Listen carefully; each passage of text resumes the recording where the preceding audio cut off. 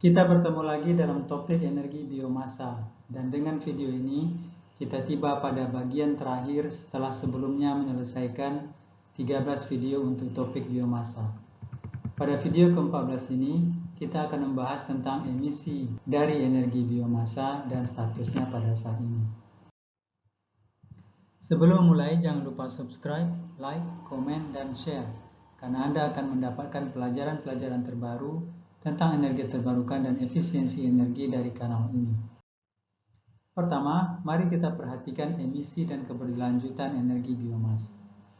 Terlebih dahulu, mari bersikap objektif terhadap sumber-sumber utama karbon dunia.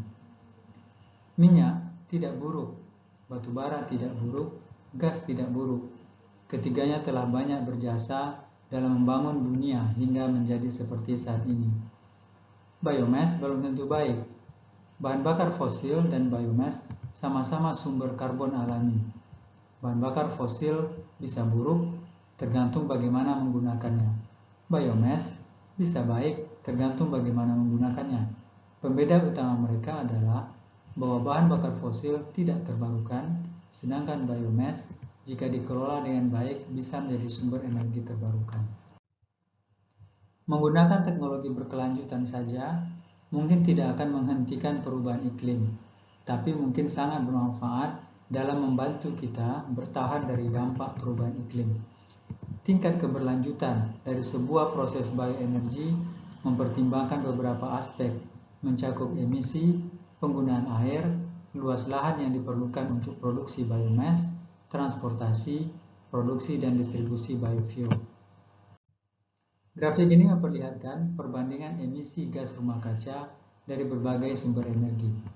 Terlihat bahwa emisi berbagai jenis etanol dari jagung lebih rendah 19%, 28%, dan 52% dibanding emisi minyak bensin. Sedangkan emisi etanol dari tebu 78% lebih rendah daripada emisi minyak bensin, dan emisi selulosa biomasa lebih rendah 86% dari emisi minyak bensin. Sekarang mari kita lihat status energi biomass. Bioenergi modern menyumbang 50% dari semua energi terbarukan dalam total konsumsi energi akhir. Bioenergi modern adalah satu-satunya sumber terbarukan yang dapat menyediakan listrik, panas langsung, dan bahan bakar transportasi sekaligus. 2/3 bioenergi termal modern digunakan dalam industri. Sebagian besar bioenergi sudah berasal dari residu dengan bahan baku limbah, yang mana risiko keberlanjutannya lebih rendah. Total konsumsi energi final dari bioenergi berkelanjutan diperkirakan akan meningkat 4 kali lipat dari tahun 2015 ke tahun 2060, di mana untuk transportasi akan terjadi peningkatan 10 kali lipat. Total pasokan biomass meningkat dari 63 eksajoule menjadi 144 eksajoule. Brazil, Amerika Serikat, dan Uni Eropa telah memulai pasar biofuel.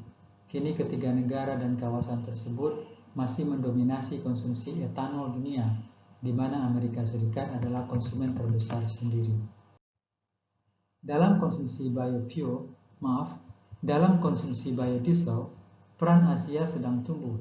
Ini adalah peluang besar untuk Indonesia yang subur dan memiliki keanekaragaman hayati yang tinggi. Sementara permintaan transportasi naik lebih 2 kali lipat, biofuel menyediakan hampir 30% dari permintaan energi air transportasi pada tahun 2060. Ini adalah estimasi. Dan ini adalah sebuah potensi yang besar juga. Bahan bakar nabati dapat melengkapi electric vehicle atau kendaraan listrik dan memainkan peran penting dalam kendaraan pengangkutan berat, pengiriman, dan transportasi udara. Namun diperlukan perubahan langkah untuk mendukung kebijakan bahan bakar nabati tingkat lanjut. Terlihat di sini, kebutuhan energi final untuk transportasi dari biofuel didominasi oleh biodiesel lanjut. Pesan untuk dibawa pulang. Setelah kita mengikuti serial pelajaran biomasa ini, berikut adalah beberapa pesan penting untuk kita bawa pulang dan untuk kita renungkan. Berbagai jenis tumbuhan cocok untuk digunakan sebagai sumber energi biomasa. Namun literatur banyak berasal dari belahan bumi utara. Oleh karena itu, Indonesia perlu membuat ulang daftar tumbuhan yang berpotensi sebagai sumber energi biomass. Minyak bumi bukan masa depan energi dunia. Harga minyak bumi mudah berubah-ubah dan cenderung semakin mahal. Cadangan minyak bumi semakin menipis dan dampaknya pada perubahan iklim besar. Indonesia bukan lagi anggota OPEC. Oleh karena itu, Indonesia tidak memiliki pengaruh pada bisnis minyak dunia. Kenaikan harga minyak dunia berbahaya untuk ekonomi Indonesia yang telah menjadi net oil importer. Indonesia tidak layak bergantung pada minyak bumi, karena minyak bumi adalah bahan bakar tidak terbarukan. Indonesia harus menyelamatkan diri dengan beralih ke bahan bakar terbarukan, yaitu biofuel.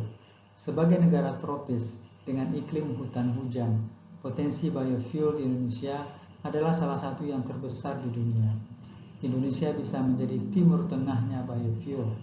Kita menunggu kebijakan nasional dan keberpihakan politik untuk menjadikan Indonesia sebagai Arab Saudinya biofuel dunia, yaitu kebijakan yang tepat, tegas, dan konsisten.